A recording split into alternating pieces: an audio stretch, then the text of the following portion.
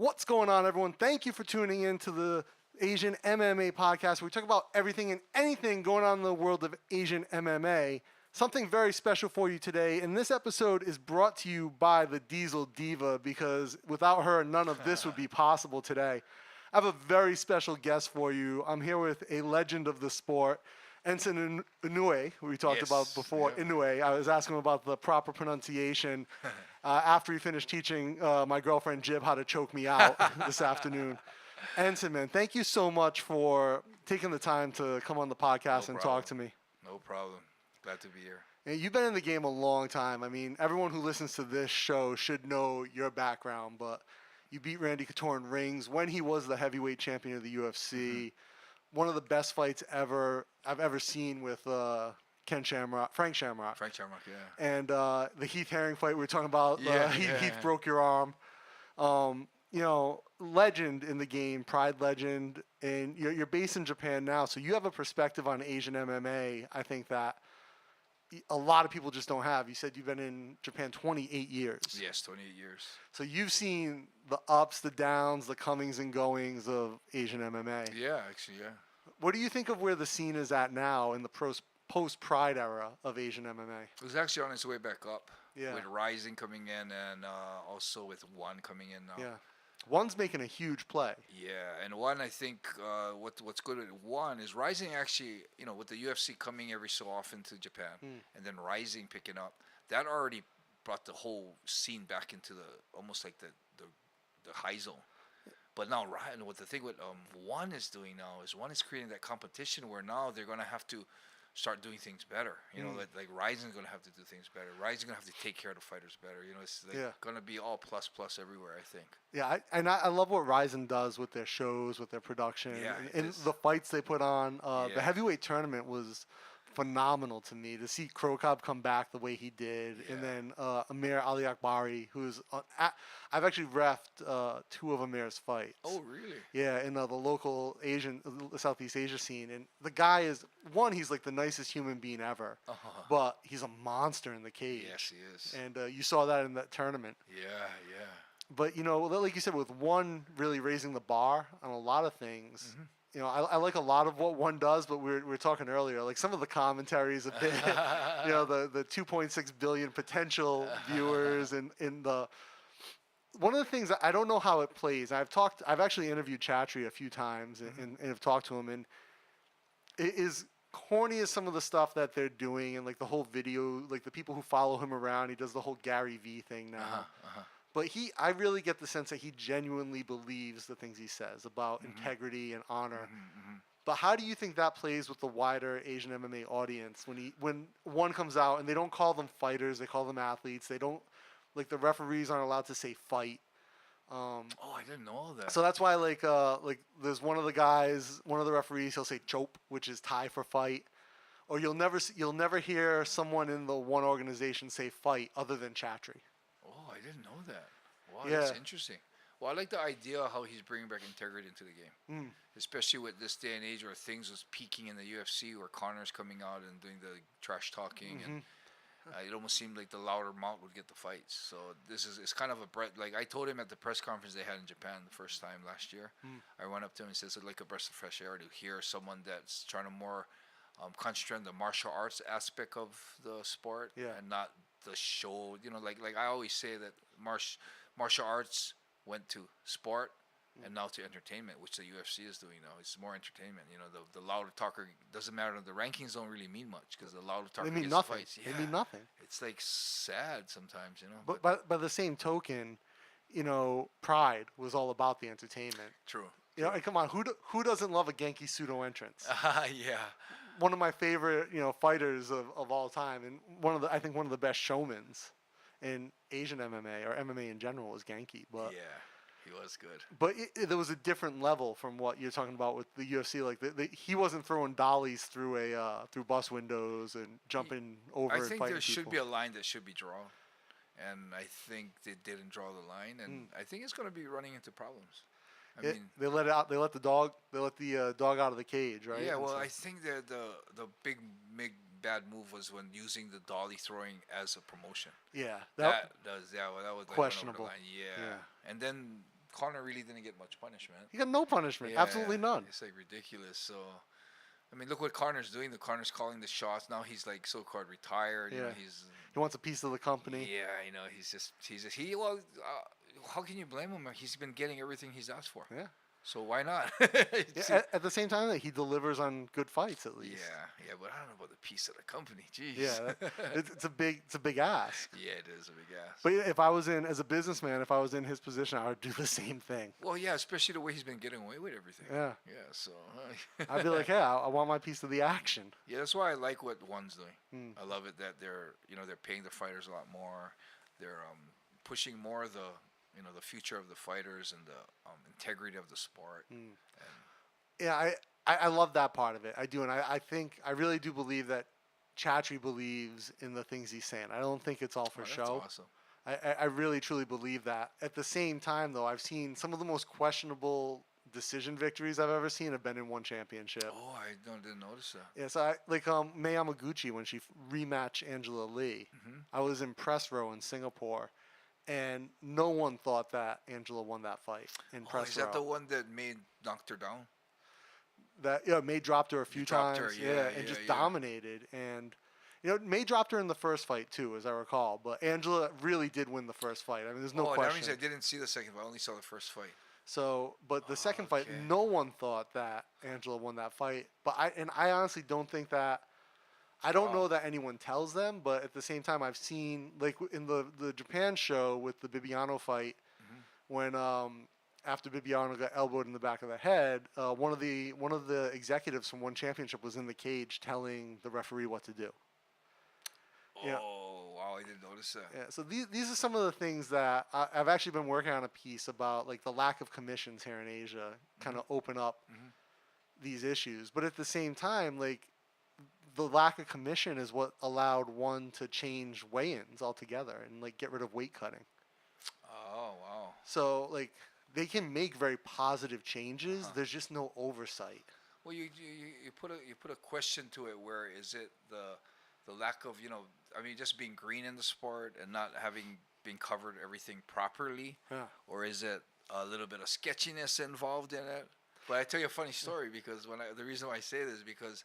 When I went there, I got an email from One inviting me to the press conference. Nice. And so I went to the press conference, supported it, and they said on the email, it said everyone at the press conference has 2 complimentary tickets. So I'm like, oh, cool. So I messaged them and get 2 complimentary tickets. I go down there to get my tickets, and I noticed on the second floor, which is cool too. I mean, I'm not going to play like, oh, you know who I am, I should get better tickets. Okay, second floor. I went to the second floor. It was literally the worst seats in the house. It was the last seat on the top of the arena, and you think that's already bad, but I'm thinking, okay, it's all right. I'm cool with it. I'll just watch the big screen because we can't even see the ring. It's so high, but it's all in the corner. We can't see any big screens. So I actually went to the seats and I looked at my girlfriend. I said, "Shit, you know what? We're better off watching it at home, off the online." So I said, "You know what? This is ridiculous." So. We left. We're gonna leave. We're leaving, and I'm tight with the Shooto guys, and they're collab with One. So I just let them know, I want to know what One thinks of me. I mean, are they trying to dish me or say we don't want you around and do it in a slight way? If they are, tell them to tell me in my face that they don't want me. That's cool. I won't come to it. I won't support One. And he's like, he got freaked out, saying, "No, there's something wrong. There's a mistake." Blah blah blah. Got me good seats, but it was really weird that happened. And. First, I wanted to tell him when I met Chatri came up and said, "I've been a big fan of yours," and he shook my hand. I said hi, and I told him, I love what you're doing with martial art. Had a good conversation. So I highly doubted that happened. It would have happened on purpose. So I wanted to have that Mr. Sakamoto from Shooto. I mean, ask the One, what's up? Was that if it was just a mistake, fine. But if this is a little message that they're trying to get to me, don't play that game. Just tell me straight up, we don't want you at our events. Yeah. And if that's the case, fine. But then I sat back and I thought, you know what? They had no Japanese speaking workers, and there are so many people, and I think they're growing just so fast that a lot of things, like you said, one of the executives talking to the referee. I think instead of that being sketchy, I don't know. I'm thinking more it might be just that they're just growing so fast they can't do things. They don't know how to keep it out straight yet. Well, they have been around since 2011, though. I mean, okay. we can't. Can't give it that. Yeah, all the way. But the ticket thing that actually happened to me. I helped them out. This is going. I think the second show or their first show in. It must have been their first show in Bangkok, and I put them in touch with like some of the universities. They wanted to get in touch with like clubs and stuff like that in Thailand that could bring people in. And I asked them, could I have 2 tickets for my girlfriend? I actually worked on that show as a cage inspector for one. Oh, wow. And so they gave me 2 seats for my girlfriend, and she showed up, and it was the same thing. It was the last row in the back of the stadium at Impact. And like she couldn't even see the screen. That's how far back they were. That's like me. so she left. Her and her friend left. And I felt horrible because her friend was a huge fan of DSA. At the time, he was Thai champion. He lost that night to Neto. But they didn't even get to watch it.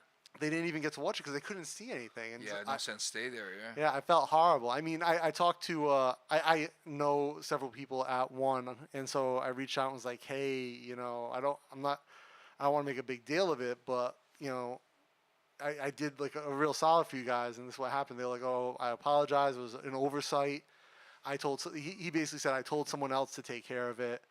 He's like, next time we come to Bangkok, I'll make it up to you, and they did. He completely did. Well, they didn't learn from it because they're still doing it. Well, that guy's no longer at one, so okay. He obviously wasn't responsible for the same thing. But the next time around, like I didn't even have to ask him. He was like, "Hey, I remember what happened last time. Let me take care of you." Oh wow, that's cool. And so like he's like, "I really want to make it up to you. I apologize. I had no intention of that happening." But at the same time, this was. I mean, I can understand where oversights happen, but. Not like that. I mean, like for me, I can understand it happening because it's like a lot of people, and like I'm not you, right? But you're you, and if they invited you to the press conference, asked you for your support, they should be like, hey. Well, see, I didn't want to go on that mode, saying, hey, you know who I am? You know, I mean, it's free tickets, and I don't want to say, oh, I like, thanks for the free tickets, but it's not good free tickets. You know, I don't want to sound like that. So I didn't really want to make us think about it. And, you know, I was thinking, I actually wrote something up I was going to post on social media that this is what they gave me. This is kind of screwed up, you know, and that kind of stuff. And I thought, when I reread it, I thought, it looks like I'm a crybaby. Like I'm crying about tickets that I got free, that I want better tickets. And so, you know, I decided not to post it. So I just wanted to let people know. So I posted on Instagram. I put 2 pictures because I put this is what the tickets that one gave me. And I put the one on the bottom where they got me like pretty close to the ring. This is what Mr. Sakamoto ended up getting me. Thank you, Mr. Sakamoto. So I kind of threw it out there in a real subtle way, but not emphasizing what the hell won. You know, it's more like thank you, Mr. Sakamoto. But people went off on it on Instagram. Yeah, and like I said, I think if Chatri got wind of that, he would be upset because, and like Chatri is I look at Chatri not as like a fight promoter because he really is sort of the antithesis to Dana White, in that you know he doesn't go out, he doesn't drop F-bombs, he doesn't yell at people, he doesn't badmouth fighters in the media, but at the same time, I look at him more as a tech CEO because that's how he runs one. Oh, I see. And he has to delegate everything that's not critical to growth, right? And I think if he heard about that, he would probably be really upset, to be honest. Well, I think he actually will hear about it, and I haven't got any email or message or anything from him, so either he hasn't heard about it or he's not going to say something or apologize or let me know that, there was a mistake or something, you know? So, you know, we'll see. We'll see after this podcast. Maybe he listens to my podcast and he'll... Yeah, maybe he will, you know. I thought it's a breath of fresh air what one's doing. So it definitely. I mean, I appreciate where they're at, and I love the matchups with the Grand Prix and everything. Yeah. I mean, there's no feeders. It's like straight up. The matchups are unbelievable. Huh? The fact that Eddie Alvarez came into one championship and got murked. Yeah. Right. Yeah. And Mighty Mouse didn't have like a super easy time either. That's one. I mean, I was super impressed with that. With his name's Yuya. Yeah. I was super impressed with him in that fight. Yeah, oh my god. I know. Like you see how Mighty Mouse dominated people in the UFC. Yeah. This guy actually got out of like the side control. He exploded at the right time. Controlled him on his feet. Yeah. Cut took angles. Him down. Yeah. Yeah. I thought that too. I thought it's like, wow, this is like a really good matchmaking. Yeah. Because this Japanese guy, wherever he came from, wherever they found him, he's really good. Legit. I heard his name and I heard he's a hard hitter and I thought, pretty cool. And then his nickname was Little Piranha, and I thought I saw his corner was Chonan.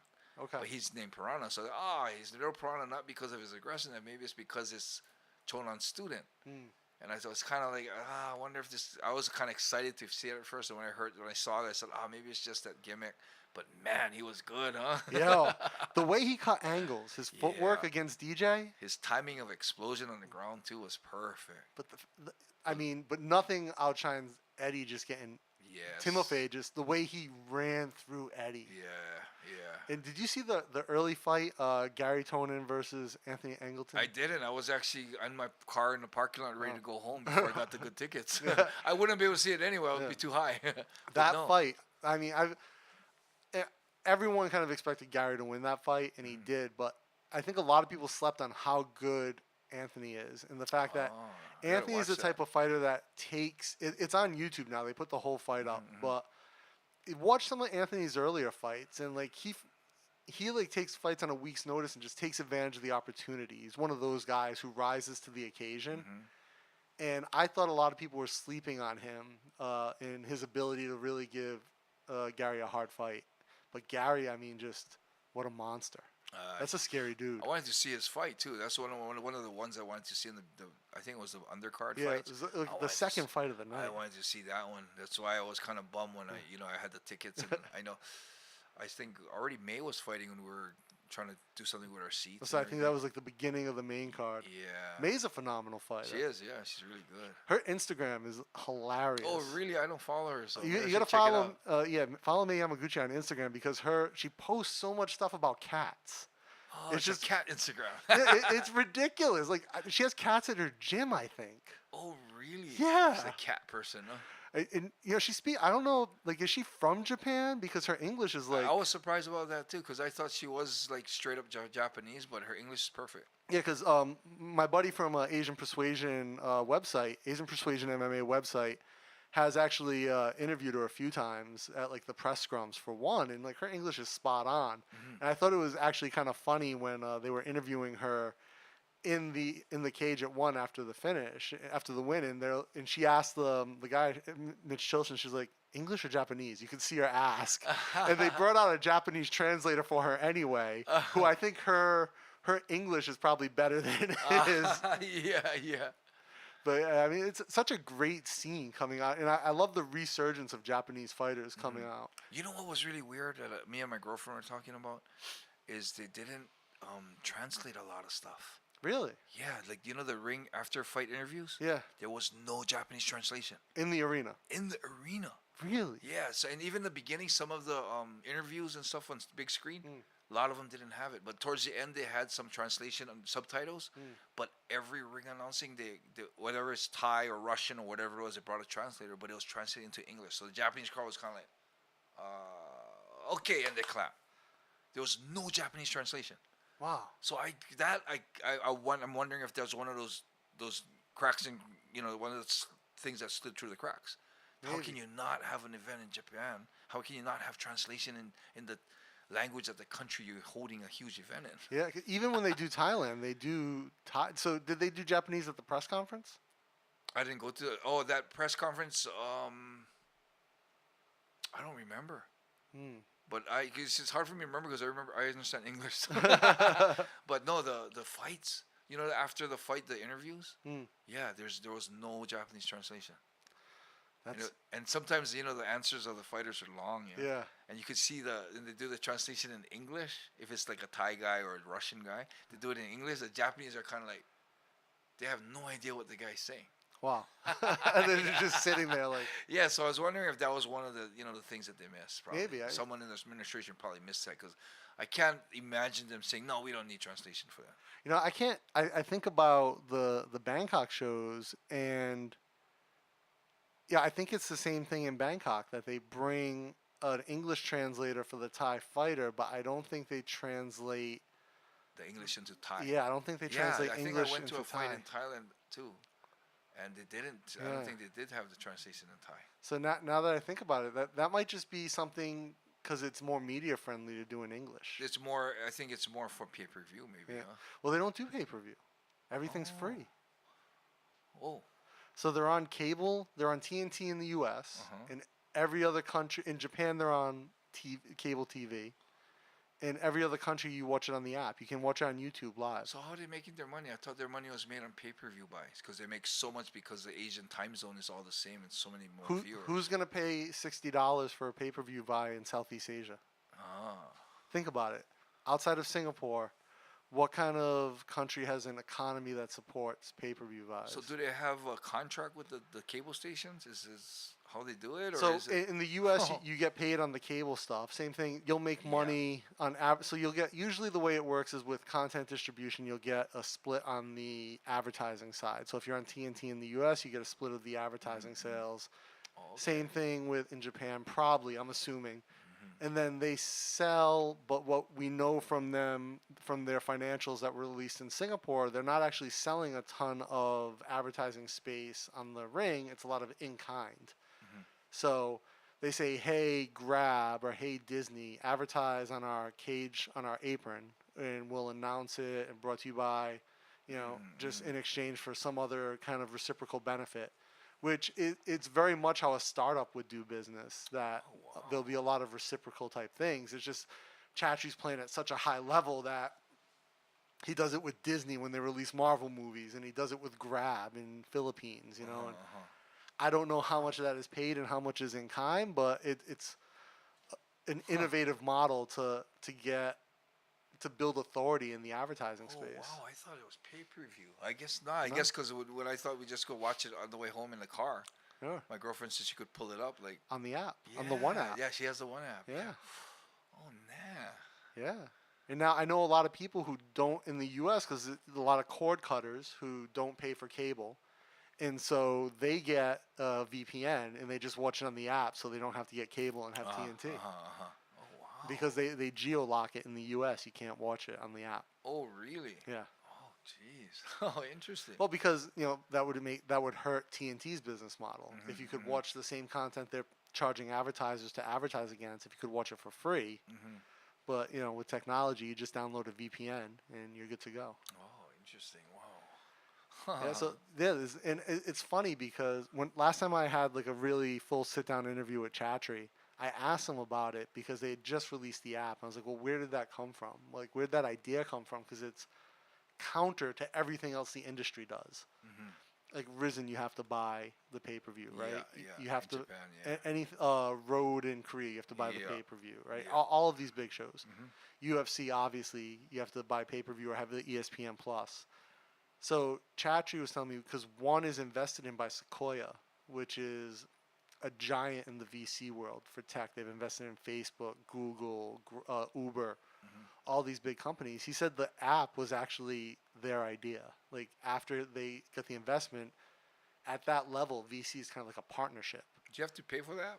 For the app? Yeah. No, the app's free. Jeez. All that content and everything is on the app. It's all free. Wow. Yeah, and so because Sequoia was like, treat it like content. Don't treat it like a tech company. Like you're trying to get eyes. We'll monetize it later. Don't follow the same model everyone else is doing because that is not how you change an industry. Oh, wow. Right? So it will eventually move to where you have to pay for it. I don't know that it will. I think it will move to a way that they're able. And I think the reason they say the corny shit like 2.6 billion potential viewers around the world and all of I really hate that the announcers hammer the integrity, the honor, the martial arts respect. I hate that stuff, but the reason they're doing that is to be advertiser friendly because if they can show that they really do, and their numbers show that they're growing exponentially in these markets, that I don't think they're at 2.6 billion, but I think that they're climbing at a rate that the UFC wishes they were because they're focusing on markets that are more nascent. And so what they want is advertisers to see the value in that. And so as long as they can keep putting really like the quality of the fights from Japan, that was free. If you watch it, I sat here in my living room and watched it for free. That was good fights. Every fight on that card was good. They just had the Manila card. The Manila card was really good. I didn't get to see that yet. It was really good. It was yesterday. Oh, wow. And we sat, me and Jib sat here and watched it. It was phenomenal. And, they're putting on these level of fights, and they make interesting fights with if you follow the Asian MMA scene, you know these guys. And like Shinya Yaoki won the lightweight championship in Japan. What's up with his voice? Why does he always sound like he just smoked 10 packs of cigarettes? Yeah, I know. Yeah, I wonder if that's he's been talking like that for a long time. Yeah. Already. So but does he just like go to raves every night and party or? Wait, we had a talk show with him, and I don't remember his voice being like that. How long ago was that? Just 3 weeks ago. Maybe it was just something, I don't know, but he sounded like that a few times when I've seen him. Yeah, I wonder if that's the pro wrestlers do that, Yeah. It might be just a show that he's doing just to create a character. Does he do pro wrestling too? Yeah. Yeah, I love pro wrestling from Japan. I'm a huge pro wrestling freak. Oh, are you, man? Yeah, I did that for 1 year. Really? It was hard. I went and trained with the Gato Moves guys. There's a Japanese brand of pro wrestling called Gato Move, and they have a branch in Thailand. And I went and trained with them at the Bangkok gym. It was harder than any MMA workout I've ever had. Like taking the bumps for like 2 hours. And like, I'm 40 years old. Like I'm a tech entrepreneur guy. Like I can't do 2 hours of bumps. Yeah. And I get home and I'm just like, there's so much technique in how you throw, how you fall, how the weight distribution, when you tuck your head. Yeah. In Japanese strong style, man, it's no joke. Yeah. But actually, I'm going May. Shout out to the Gato Move guys. I think May 18th is the next show here in Bangkok. I can't wait to go. And they have Japanese people come? Sometimes they have Emi Sakura is the founder of Gato Move, and she's like everyone calls her like when she comes out, everyone's like, "Thank you, sensei." And she comes out. She's like the queen of like the indie circuit. Oh, really? And they have a few other guys who come from Japan occasionally, but most of the wrestlers are Thai. One of my favorite wrestlers, Dr. Gore from Singapore, one of the best gimmick wrestlers in the game, and he's got a championship match against Ike Baki at the next Gato Move. Oh, really? I don't know any of these people. Man, if you want to come May 18th, I'll get a ticket for you if you're gonna be around. May 18th? No, I don't think I'll be in Thailand then. Damn. My next trip's going to be later on in the year. Yeah. If it lines up to a wrestling match, I'll bring you. That'd be cool, man. Yeah. I love that. It's nice. And it's small. They do it on a mat. It's not a ring. And so there's only like 3 rows of seats on either side of the mat. Oh, wow. And I always get the same VIP seat, so I'm like front row. Like So you're part of the action sometimes. Like they clear out the entire stand, like move, and they get up on the bleachers and throw each other. So great. Yeah, I did that only for 1 year. Man. Did you do any, like, who'd you wrestle with out in Japan? I had to with Nakata, Nakanishi, Chono, all those guys, and Shinichi. Nice. Yeah, they're really nice to me. They're real helpful. But I just had a hard time with the interviews. I always ran away from the interviews. Really? You weren't a promo guy? No, because I just couldn't play I would run to the back of the room, and then even the just the expressions and stuff. You know, fighting is you don't show your expressions. Yeah. But in pro wrestling, you want to show your expressions. They tell me, like, I remember Chono telling me 70% of what you do in the ring is your expression. Selling. Yeah. So if you're hurt, don't look on, like, you're hurt. You kind of look on the ground. You look away. They want you to see your face with the pain on your face. Like, wow, how do you get used to doing that? Sell it. Yeah. So I had a hard time. It was good pay. I mean, got $10,000 a month just to be a part of it, and I only was invited to the big TV shows or the big arenas. Wow. So I never went on those, those freaking tours that go on for 3 weeks and do a match like every day. Yeah. Oh, man. I've never got, I got Porter growing on a throw. I did, it's a tough injury. Yeah, and I couldn't even sit up. Yeah. And I think that was one of my worst injuries I've ever had. I pulled the groin once. Yeah, it's a tough. It's not fun. Yeah, it is horrible, man. And I felt it was it was funny. It was okay for like an hour. Yeah. And it started getting to a point where I had a hard time sitting up. Yeah. The onset of the injury gets to you. Yeah, it does, man. Right. And what do you think of wrestlers like who cross over into MMA and vice versa? Like you have Sakuraba did good. Oh, you mean wrestlers? So, pro wrestlers. Well, Sakuraba was a pro wrestler. Yeah, Sakuraba did good. But he was like the first. Right? He was like a legend, obviously, the Gracie Killer. Yeah, but unbelievable. Now you got guys going both ways, though. And Sakuraba did both his whole career, right? Yeah. But like now you have Matt Riddle, who kind of washed out of the UFC, and he just got signed to NXT, which is WWE's development. Really? Yeah, he's good. He's really good. Yeah, 'cause that's the thing. I think it's there's a more possibility of a pro wrestler going to fighting than a fighter actually going and being a good pro wrestler. Yeah. It's a lot harder. Ken Shamrock sucked as a pro wrestler. Oh, did he? I never did really watch. Couldn't sell.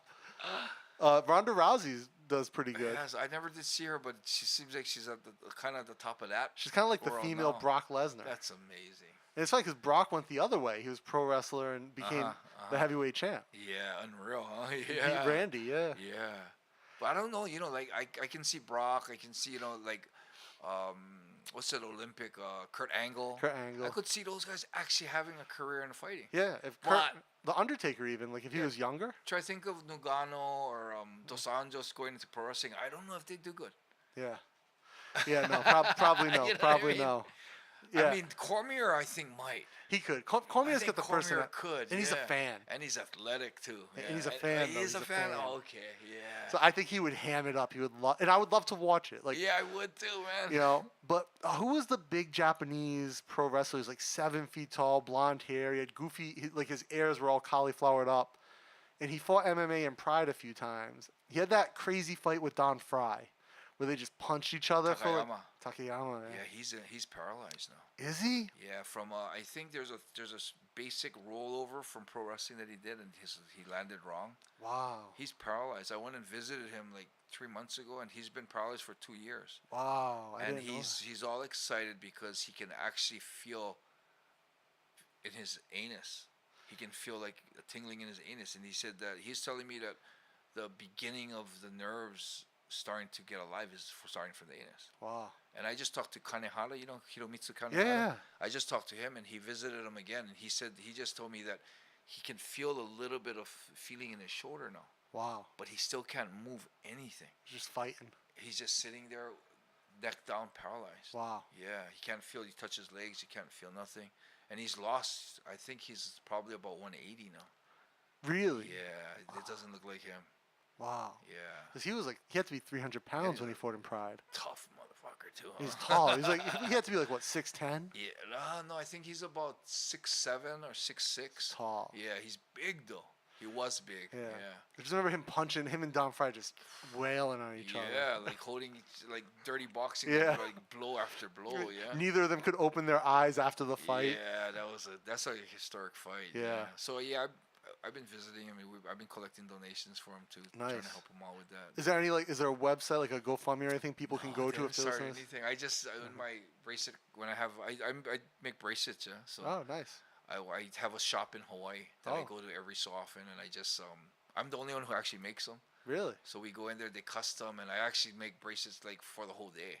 Wow. Like for like 3 weeks straight, all day for 8 hours a day. I stay in there, and I have a little box there that has his picture, and everything I collect when I go back, I Kanehara visits him a lot, and I go to Kanehara for a chiropractor. He's a good chiropractor. Oh, really? Yeah. So I always get it to.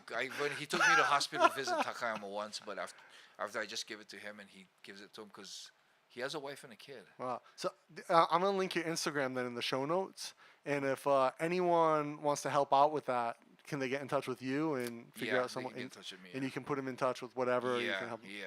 Because that'd be awesome. I mean, MMA and all that's about community, so that's a big part. Yeah, and this guy needs help, man. Yeah. Yes. And he's a legend. Yes, he is. Came through that Pride era, man. That was the golden. Yeah, he did, man. Pro wrestling to right straight up to some of the badasses in he was with New Japan, right? Yeah. Yeah. Yeah. I remember some of his matches. Oh. Yeah, he's huge. Dude. Who was that Japanese girl that recently? She was a pro wrestler and she shot on a girl and broke her face, like broke her orbital. Ooh, I don't know. Broke her jaw. It's like a crazy video on YouTube. I never saw that. Yeah, when we finish Send up, me a link, I'll show you. But she's a big girl. She's a heavyweight for sure. Like she's like Gabby Garcia big. Whoa. And now she's fighting in Korea in Road, and she got her ass kicked. But like no one in Japan will let her pro wrestle now. Oh, who is that?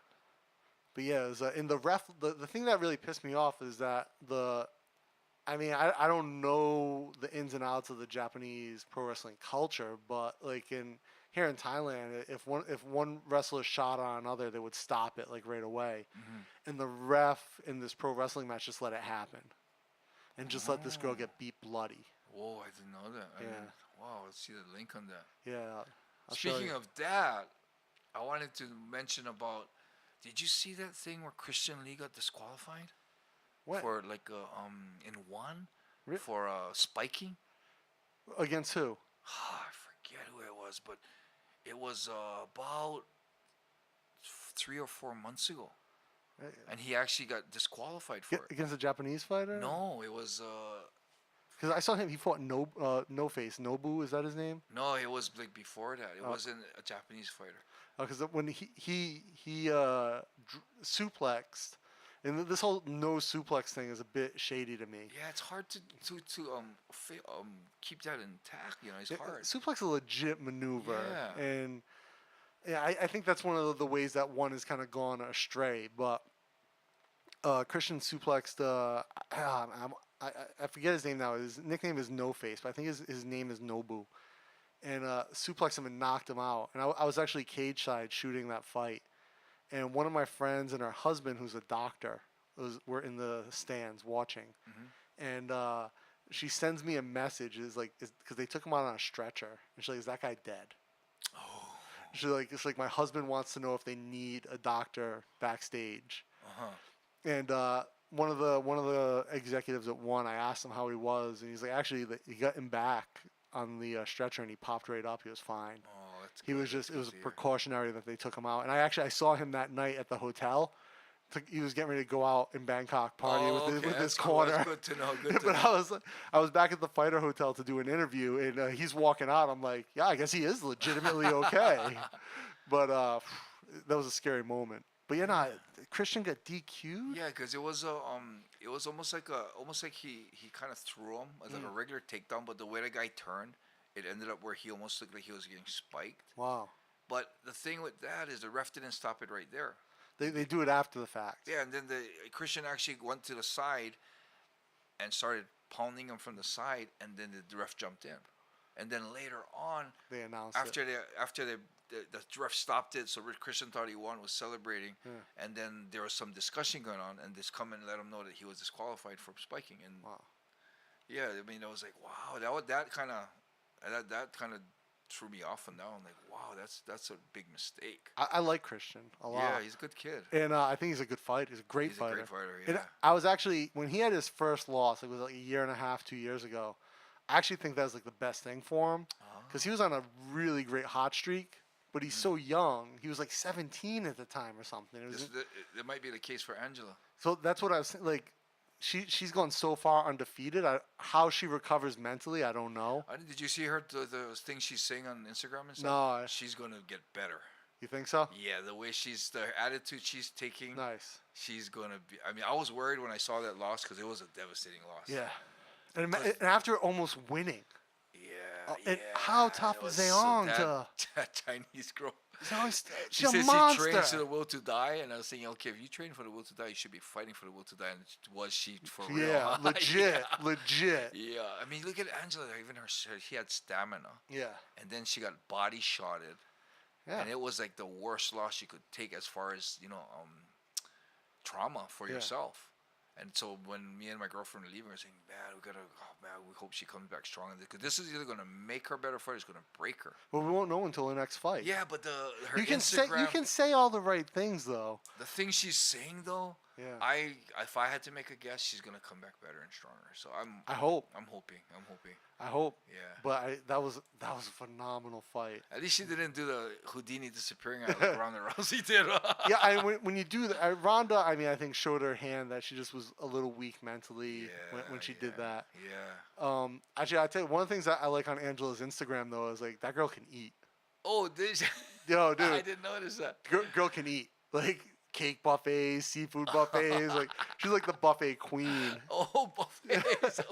Yo, man, but like she makes weight, so whatever. But yeah, why not? Huh? But man, like some of the stuff she posts about food is kind of crazy. Like she knows how to get down. Oh wow! With the food. I heard after her loss too, her husband got a lot of shit too.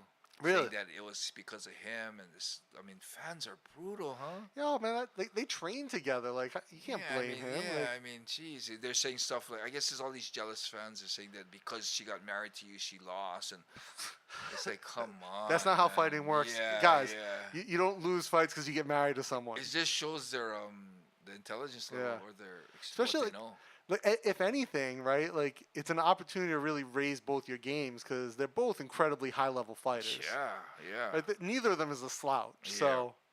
So I think it's a good relationship. And yeah, for sure. it's sad though that fans would actually do that. That's not a fan. That's not a fan. Yeah, Like, I know those so-called fans. Yeah, right. Like, I don't know, man. Like, fight. Like, you can like someone's personality or not. Like, I'm lukewarm on Angela most of the time. Mhm. I think she's a great fighter. Mhm. Not a huge fan, but you know, like when she performs incredibly well. Mhm. You know, and you can't blame her marriage or whatever on Yeah, a loss. Like, I know. everyone loses, right? It happens. Yeah. Right. Very few people go. I'm trying to think of like a high level MMA fighter who retired undefeated. I can't think of one. Yeah, no. After Cyborg launch, you gotta look at it like everybody's gotta lose, I guess. Yeah, you know, I was never a huge Cyborg fan until that loss. Uh-huh. Like the way Yeah, she it's the way handled she- that. yeah. Oh, What a class act, huh?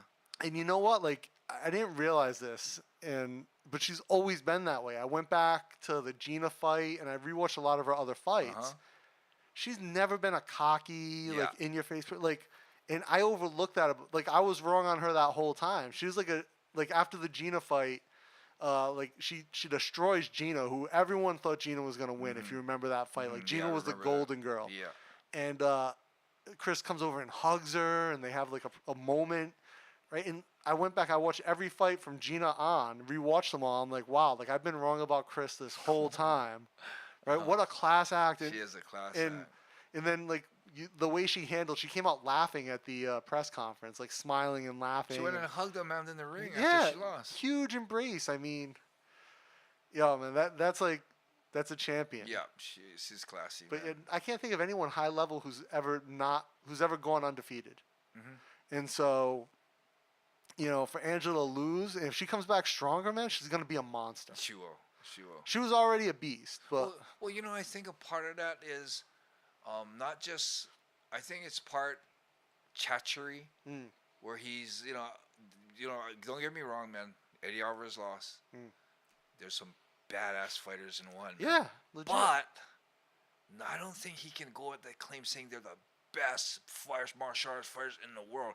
Come on, no one's gonna touch John Jones. Well, maybe not. Okay, there's a guy that might be able to. But you look at like all the Cormier, you know, all these guys. You know, I mean, I think there's a lot of the best fighters that aren't in one. Yeah. So I mean, for him to make that claim, and maybe in a way, you know, you look at that girls' division. That Chinese girl is tough, but whose division is that? Is that Rose or is that Savenko's division?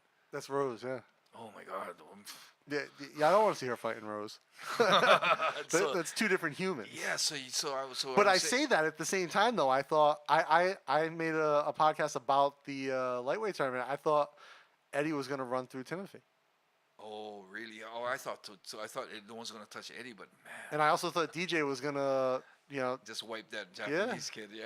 So I was clearly wrong. A lot of people were wrong. I was wrong.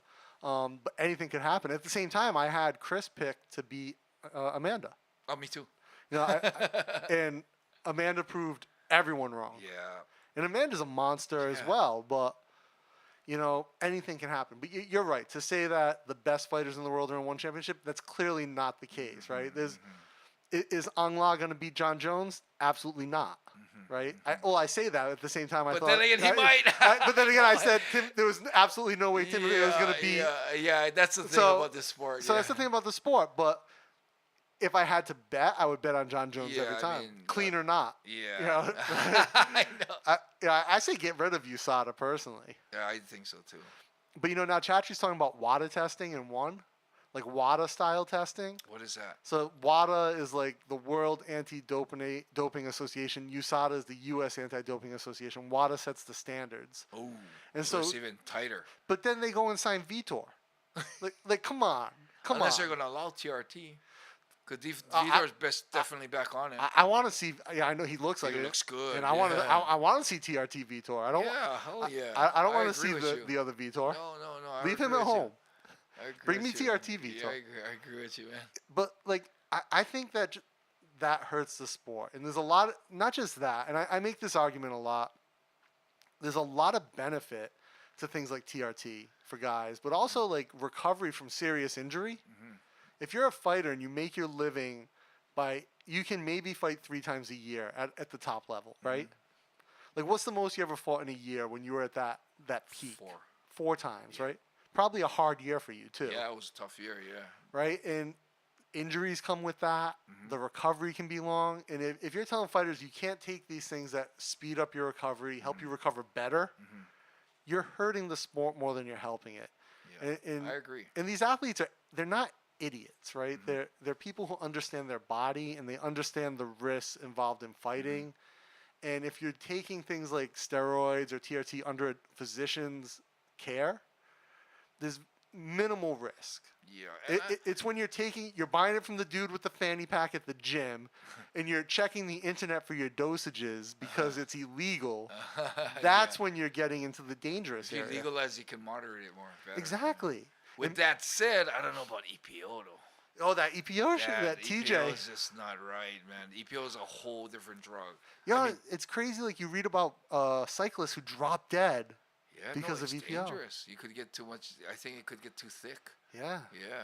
Your blood's like sludge moving through your body. I mean, you get steroids. Like in Pride, steroids was. I actually posted something that I went across one of my old contracts that said that steroids will not be tested. Really? And I videoed it, showing the exact contract. It says we start for barbiturates, marijuana, blah blah blah, all this stuff, and it literally says that the things of steroid base will not be tested. Telling you, hey, we're not testing for steroids. Who's that? Pride? Pride. Of course. But, who wasn't on steroids but you know what, in Pride? Man, I fought a lot of fighters that were on a lot of drugs. You know, Mark Kerr. I mean, it's like. Oh, Mark Kerr's natural. What are you talking about? That's not how humans look. But for me, it's like, okay, you're bigger, you're stronger, but it's going to affect your stamina. Dude's muscles had muscles. Yeah, I mean, Mark Kerr was a beast. It's like steroids is a upper, and it helps you in certain ways, but it's actually it doesn't help you in a certain way too. You got to use it right. Yeah. Mark Kerr was clearly just using it as much as he could get his hands on. He was strong and everything, but he's a freak. Yeah, Zero cardio. But I didn't think that there was minuses to that. But EPO is another story. Yeah. EPO, especially with someone like TJ, man, the way the pressure, the speed, the constant stamina. That level of endurance, yeah. And you look at that, it's like, man, it's all EPO, man, right there. Like, you think about.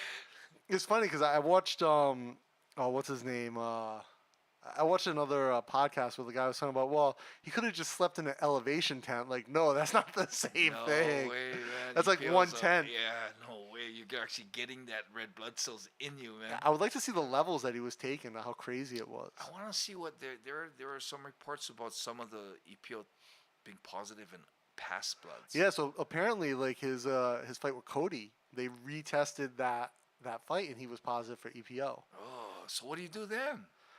That's the crazy thing about this is how do you go about regulating something that happened before, and they essentially got away with it for all this time. It's like when they go back and they test like previous Olympic, they samples. Take the medals away though, huh? Yeah, they take the medals away. They do take it away, huh? Yeah. But wouldn't that be such a pain in the ass if you got guys like the John Jones? You gotta go back and check his ex.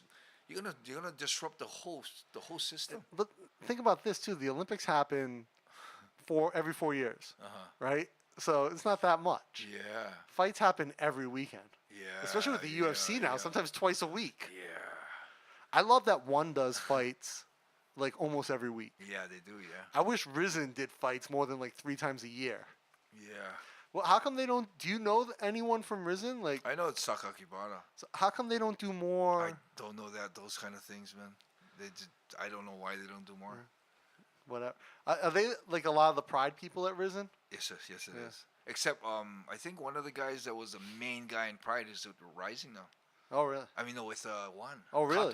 Kato. Yeah, he was like. Yeah, he was the head guy. Sakakibara didn't know shit compared to Kato. Really? Kato did everything in Pride. Really? He did everything, and that's to see him not with that, Yeah. Sakakibara would probably have to find all new people.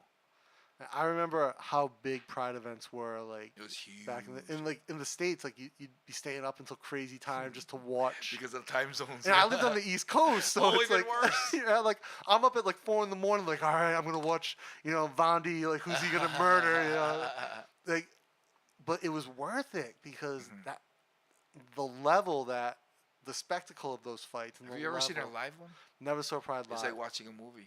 Really? Yeah, the way the production was incredible. Higher production than the one show? Oh yes. Really? Just the effects, the special effects, the fire, the whatever, oh my God, Pride was unbelievable. I used to love watching the hero shows too. Yeah, Heroes is good, but nothing like Pride, man. Even so, the drums at the beginning.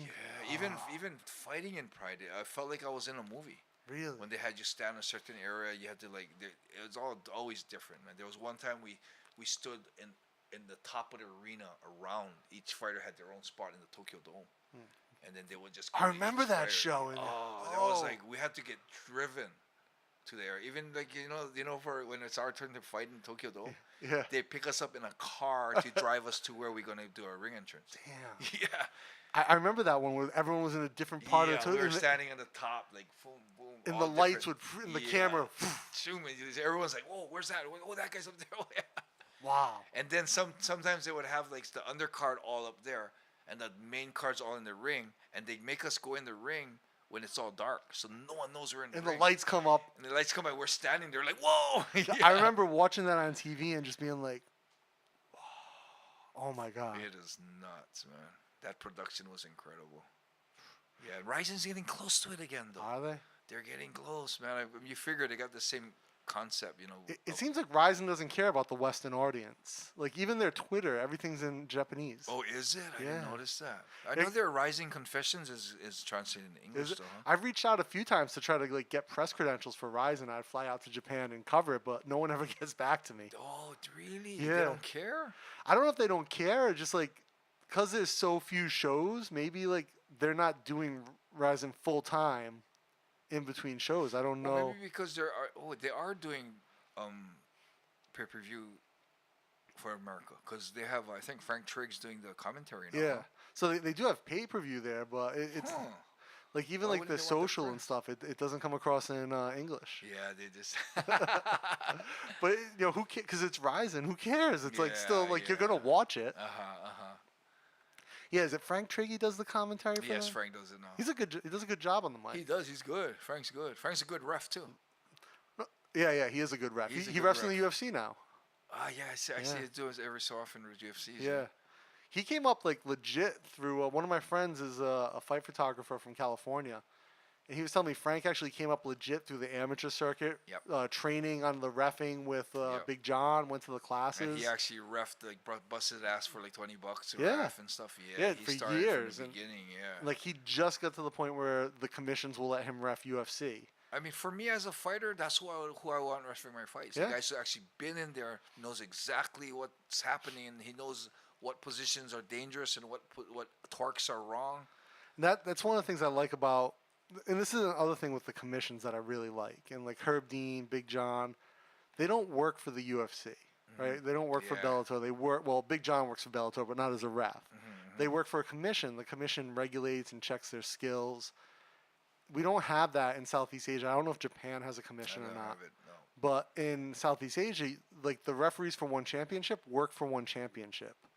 And like their head referee, he has a background in Muay Thai and not MMA. And it's the other thing. Like he's like they have a head official who's in charge of other officials. You're an employee, which means you're subject to the whims of the company or to the regulations of the company.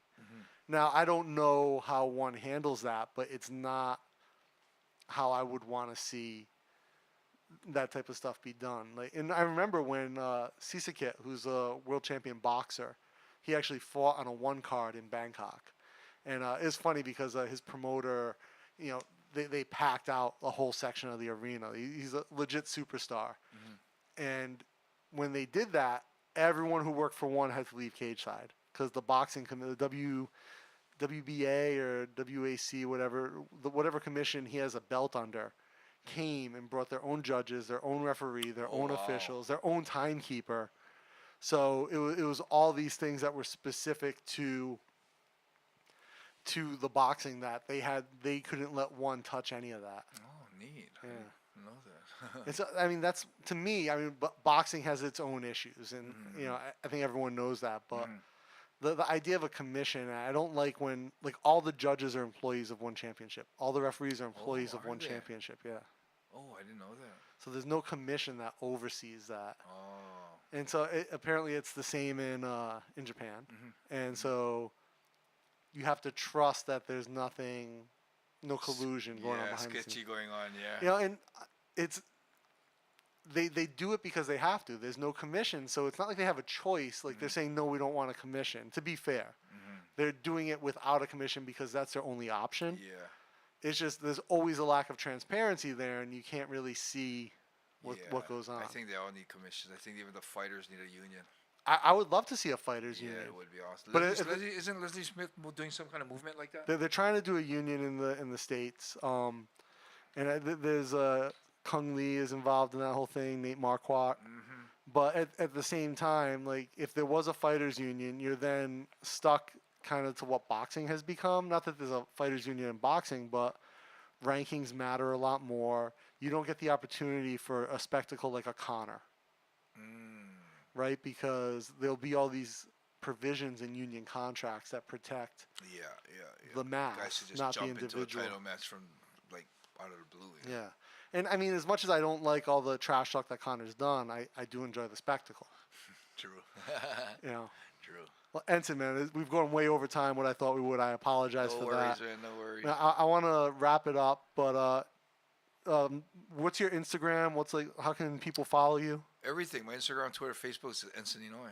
Great. I'll link it all down below. Right on. Man, thank you so much for taking the time. Thank you. Next time you're in Bangkok, I'll take you out to Ash Kickers, my Hawaiian chef friend over there. Vegan food, huh? No, well, they do brisket, man. I'll eat the vegan food. You can get down on the beef. Well, no, actually, I've stopped no beef or no seafood for me. How about chicken? Chicken and fish. They do a whole smoked chicken. Perfect. All right, brother. Thank you so much, Right man. on, man. Thanks.